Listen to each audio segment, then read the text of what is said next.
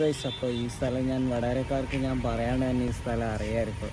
അപ്പോൾ വടകരയിലെ നല്ല ഒരു പ്രസിദ്ധമായ ഒരു അമ്പലമാണ് ഭഗവതി കോട്ടക്കൽ എന്ന് പറയുന്ന ഒരു അമ്പലം. അപ്പോൾ ഈ അമ്പലം ജസ്റ്റ് ഇവിടെ ഭഗവതി കൂടിയുള്ളുന്ന ഒരു അമ്പലമാണ്.